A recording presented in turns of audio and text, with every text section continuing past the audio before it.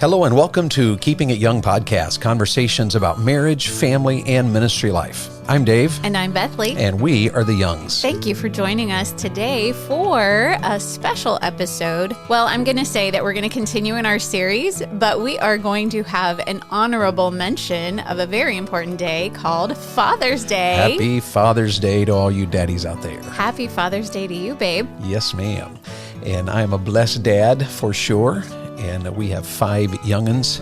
Yes. And they're scattered all over the place. And God is just really good to us, isn't he? Because they're scattered. That's not what I meant. Just that they're all serving the Lord. We won't be able to celebrate with all of them on Yes. Father's Day, but we are blessed that they are serving the Lord. We were not able to celebrate with them on Father's Day. That's true, because this is the day after. Yes. Now, next year, maybe we can. Who knows? Oh, that would be awesome. I Yes, would love that. So anyway, this is right in the middle of our series. We are talking about training our boys to become men, our girls to become ladies. Mm-hmm. And really, it goes along really well with where we are because we are talking about training sons to be men. Yes. And we did a little research just looking up some things about Father's Day.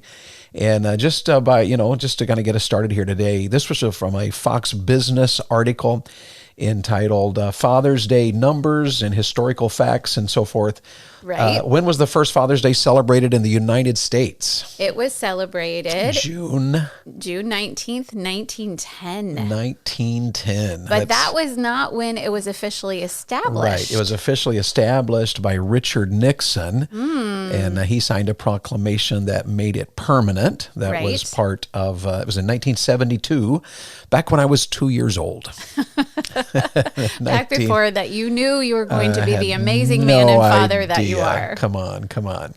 Let's see. How many fathers are there in the United States? This is according to a report actually from 2014. There were 72 million fathers age 15 and over. Right. And I wonder if that stat would have gone up or down now in That'd be interesting to know, wouldn't it? Because that's way down the road. Yes. Single fathers in 2021, there was about 2 million who were considered single fathers living with children under the age of 18. Right. And then how many stay-at-home dads? This is a new thing. It was almost never heard of a stay-at-home dad in generations gone by. Right. I don't remember hearing about it growing up so much, but now you do hear about it. And I would think this number may even be higher.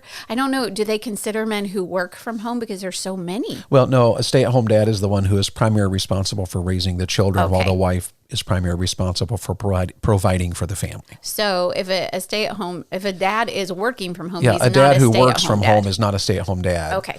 A stay-at-home dad is the dad whose primary responsibility is to care for the children while the wife is the primary breadwinner of the family. Gotcha. Okay. And in 2021, which is just a few years ago, there was 204,000 of those. It's still a relatively small number. Yes. If there are over 70 million dads. True. Right. True. And so how many children are there in the U.S.? This is part of it. In 2019, it was estimated 73 million children in the USA. That's a lot of kids right there. It is. And how much money? Now, this one I thought was kind of interesting. How much money is spent on Father's Day? $22.9 billion. And this article says that it's up. The estimate is up 14% from 2022. Okay, so that's our projected spending for this year. Yeah, that's projected to reach that this year. Wow. This one I found was interesting. How many ties are sold on Father's Day? I love this. 100 million ties are sold on Father's Day. And especially knowing how men feel about, on the Well, whole, what's how many interesting men is feel there's about ties. 73 million daddies in the United States and 100 million ties sold on Father's Day. Wow. Which means that apparently people buy grandpa's ties as well. Yes. And maybe just a lesson for all of us out there that perhaps we should consider buying something other than a tie for our father for Father's Day. Especially in our culture. It's really interesting that in our culture, ties are rarely worn. Folks don't wear them to the office that much anymore. Right. Many times church people don't wear them anymore. Right. I would think in years gone by, it was a given that, men wore ties to church. Go back not that far in our history, and men wore ties to fly on a plane. Oh, yes. Or to play golf. Yes. And yet, today when they're rarely worn, we still sold 100 million ties on average on Father's Day. That just boggles my mind. I wonder what happens to all of them. That's really interesting. They probably wind up at Goodwill. Not our Goodwill. That's right. How many Father's Day cards are exchanged each year? 72 million, according to Hallmark. And do we trust Hallmark? I mean, it's usually, isn't it a scam, I think, that, to make you buy cards? No. Not Father's Day. That is an established holiday. I know we have Sweetest Day and all those now. How much is spent on Father's Day gifts? And this was an average. I thought this was interesting as well. Well, this is a projection Okay. for this year. Go So ahead. $196.23. That's a lot of money. Almost $200. About $200. That people spend on their fathers, which I think you are worthy of Come on. far more than that. Wow, that was smooth right there. Well, and I wonder if that just takes into account, the steaks that you get for the grill and the, Yeah, maybe that's it. I don't know. And all those ties, maybe they're buying like 5 ties for their Maybe, who knows? Well, here's another interesting stat thing. We read recently that statistically speaking, Father's Day is the 20th most celebrated holiday. And that was actually brought up in our connection class Right. Recently. And the joke in the connection class, well, first of all, it's the first and second most celebrated holidays are Christmas and Mother's Day. Father's Day is number 20. Right. And in our class, our class leader was pointing out that it's behind Arbor Day. Father's Day is less important than Arbor Day in the Yes. celebration. And if I read it all correctly, it's also behind Halloween and Columbus Day. And maybe it's just that Columbus Day means you get out of school. Maybe that's true. And now it's also been changed to celebrate something larger than Columbus. And so that day has become bigger. It might be a funny stat in one hand, because it might be that just dads just don't make as big a deal about Father's Day, perhaps. It could be. And tend to underestimate it. It's no big deal, Right. But on the other hand, it might be a more serious stat, because we are living in a generation where, because there are many dads who are absent, to some fathers father is a negative term. Right. It's just an interesting time, which probably draws us back to our article, our session here, Yes. our emphasis, our subject. That's the Yes. word I'm looking for, as you're smirking at me. It's okay. I was just wondering. She's just letting me if I dig that should- hole, y'all. Yeah.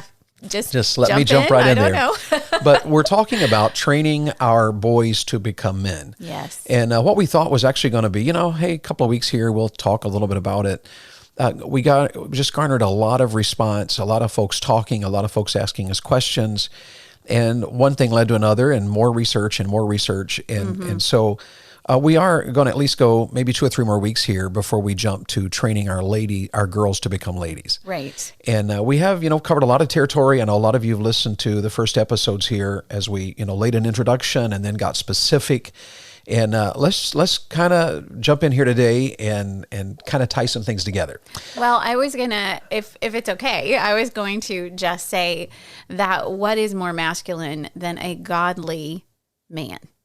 A man who steps up to responsibility, a man who protects his family, a man who provides for his family in a culture that would look down on that. Women who think, I don't need a man's protection, I don't need a man's provision. Children who are taught by our media and social media that men are to be laughed at and made fun of. And so what a time to be training your boys to become this wonderful, godly, strong man who he walks with God, and he takes the responsibility of leading his home and loving his wife and loving his children and gently rearing them in the nurture and admonition of the Lord, being the dad who isn't harsh and angry, but the dad who's manly enough to have the hard conversations in a loving and biblical and truthful way. Sure. So I think it all ties in really, really well. Although I am a little sad that we didn't just say, hey, let's have a whole Father's Day episode, and maybe next year I will think of that beforehand. Well, I think that what we're talking about here is Father's Day. This is very the heart applicable. of what we're doing. We're training fathers. We're training our sons to be successful, and fathers are essential in that. They are. So we celebrate fathers. We're all about fathers. We thank God for that. We believe they're vitally important to the church, to the home, to the culture as a whole. True. And it's also one of the reasons why it's under such attack. Yes. We do believe this is a spiritual realm. And in the spiritual world, anything dealing with the church, the home, Christianity, the gospel, fatherhood, Yes. motherhood, raising children, this is all under attack majorly in the spiritual world. Yes. So we are on target here today. Yesterday, I read in my devotions and wound up in Titus chapter 2. And one of the interesting things yesterday I was reading was that I just found it interesting that Paul is telling Timothy in the church to teach he said, teach the older men, and he listed a number of things. Teach the older women, he listed a number of things. Yes. It's where he said that older women are to teach the younger women, and he listed a number of things that older women are to teach the younger women. Yes. Which will come up in future episodes there, because Yes, there's some absolutely. really interesting things he says that older women should be teaching the younger women. But then he just adds one thing to the young men. And he said, teach the young men to be sober-minded. And he doesn't list anything beyond that necessarily. Right. Although it did occur to me, he does list a number of things he's telling Timothy, a young man, to do. So there is a sense in which he didn't necessarily separate the young men from Timothy, although he did just, he said, Timothy, make sure you're doing this as a young man. You're doing this as a young man. This is something else you're doing as a young man. Right. But he did tell Timothy, just make sure you're encouraging the young men to be sober-minded. My friend, I sent that out in kind of a text to a whole bunch of men. And by the way, for you that are listening that did not respond to my text, I forgive you. And so thanks for ignoring my text there. But my friend Brent Gellis responded, and here's what he said. He said, challenging young men to think seriously about the issues of life and to prepare physically, financially, and spiritually to lead a family is perhaps a bigger need today than it has ever been in our society. I think Brent nailed it. Yes, he did. My friend Brent nailed it. What a time to be challenging young men to think seriously about the issues of life. And dads and moms, isn't that what we're doing?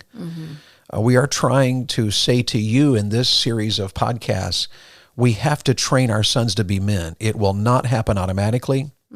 If the culture we live in has anything to do with it, they will be emasculated and discouraged from being men. Yes. They will be ridiculed for being men. Yes. And so we are really dealing with an entire cultural and spiritual war here. And oftentimes we're also failing in it. Right. We just aren't accomplishing the task. Right. Well, I would say from that 1 Timothy passage, then it would behoove us as parents. Do you mean the Titus 2 passage? Oh, Titus 2. Yes, Yes, Titus I'm 2. so sorry. Yes. Titus 2. That we as parents, it behooves us to take it seriously. In this culture, we need to take it seriously in teaching, and we will, of course, cover in the Teaching Our Girls to Become Ladies, we'll cover the Titus 2 passage of all those things that older women are to teach the younger women, but for us to take it seriously about our sons, that they do become sober-minded. So that we as parents are sober-minded, we take this seriously, and then we teach our sons as they are growing into manhood that they take this seriously. This is not just a joke to become a man.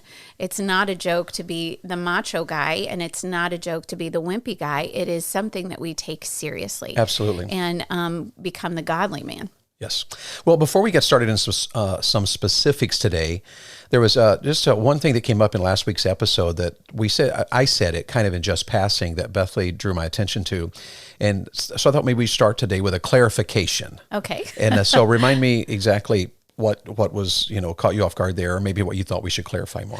Well, I was just listening, and it's been a couple of days ago that I listened. I do listen to our podcast because I like to become better at what we do, at what I do. And so anyway, I was just listening, and in passing, David had mentioned that men were established by God to become the leaders in the home. And he said something about the way, well, it's because of the way either the men think or the way they lead. I can't remember exactly the way it was stated, and yes. I know what David meant, but we wanted to clarify that we weren't saying, well, this is because only men know how to lead or only men know how to think. Yes, and the point there is well stated. The clarification is necessary. First of all, the reason we believe that men should be leaders in the home is because the Bible says so. Right. So that it doesn't matter what your personality is, if you're more emotional, more logical, stronger, physically or weaker physically, more intelligent, less intelligent, wealthy, poor, whatever. Right. The Bible says that men are to be the ones who lead. So we're training our sons to lead. What I was doing was attempting to look for, why do you suppose God designed it that way? Right. And so one of the ways I had thought was it may be because of the way that we think so differently. True. And but Bethlie pointed out that there are many men who are far more apt to think emotionally than logically. So that doesn't always apply. Right. And their wives may think more logically. And so we want to clarify that just in case there was any question about that. And so you ready to jump in to today? And what we're doing here is just we're going to talk about some importance, some areas of importance. And let's just start kind of maybe in a little bit of a general one here, the importance of goals and plans. Now, maybe that goes without saying, but I do feel like that God gives us our sons for 18, 19, maybe 20 years. And oftentimes the culture we live in is busy, it's distracted, and there are just some things that are givens. Just so you know, like some men are like, well, my son's in junior high, so it's time for him to play ball. But there's no goal, there's no aim, there's no direction. What does this have to do with the training for the future? So you're saying that most parents approach parenting from a short game. Right. Instead of the long game. So maybe the way of saying that is that we often parent without goals. Right. And we're just in the here and now instead of thinking, where do I want my son to be in 10 years? And so we should be wise here. Yes. Goals are immediate, but should always include long-term views related to what is happening in the immediate. In other words, we work on issues, we teach skills, we train our sons and so forth. And all of that is an immediate. Right. So like when you have a 3-year-old and you're training him to obey, to control his emotions, not to respond in anger, you're correcting his dishonesty. That's a very immediate thing. And boy, is that immediate. If you're training a 3-year-old, you know exactly what we mean by that. Yes. And all of us who have done it, we are beyond it, and we thank God we're beyond it, but we remember. Yes. And yet the point of training a 3-year-old is because someday he will be a man. Right. So the reason we handle dishonesty when a child is 3, when a boy is 3, is because we don't want him to be fired from his job when he's 43. True. For being dishonest. True. And so we're training with the goals in mind for the future. The ultimate goal should be long-term. Let's do what we do to help you become a man. The man that God's word teaches you should be if you're going to succeed in life and, we often forget this one, in Christianity. Yes. So there's 2 goals we have as Christian parents. We want our kids to succeed in life. Why did we spend so much time talking about train our sons to work? Right. Because work is how you pay the bills.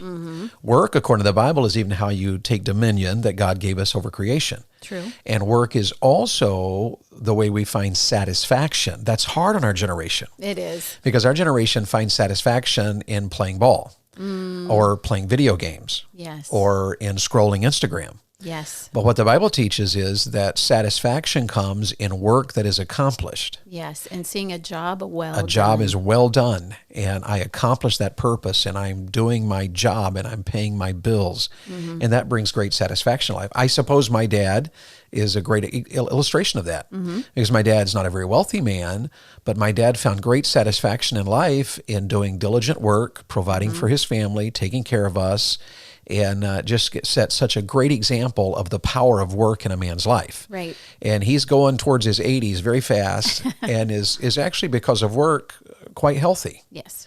So work is not just something we do, our kids have got to have something to do. No, we're training them for a future goal.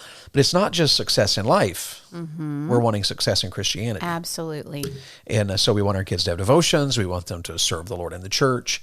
And we've got to be aware. Be wise here was my advice. And then I also want to say be aware of all the seasons in our sons' lives, so that goals should help our sons to grow in every season of life. And we've had to work through 3 sons in that regard, right? Yes. And life is seasonal. And maybe that's just age thing, right? But it is seasonal. And I would also point out that all 3 of our sons went through their season of life within the sphere of their own personality and gifts. And so we've had to learn to approach each of those seasons, like the college years. We have to approach them differently with each son, because they all have strengths, they all have weaknesses, they all have a different sin nature, they all are just victorious in different things. And so you just have to approach it differently with each young man, but you have a goal in mind that when you graduate college, we want you to be a man who is not only successful in life, able to go ahead and get that job and provide for the family, but you're going to be a man who's going to lead that home in godliness. Absolutely.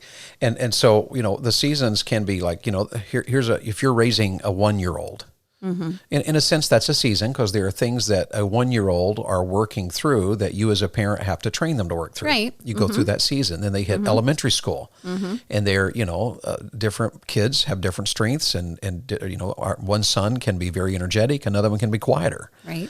And yet each of our kids struggle with their sin nature, and they have, certain areas of their life that is a bigger struggle to them than others. We're continually training. And so that's the point of having goals. Right. And it's just essential to have a goal, and goals are accomplished by a plan. Yes. So we should continually be thinking through, all right, what are we working on? And what does this son of mine need? And why am I working on this? And how am I going to get him to where he needs to be?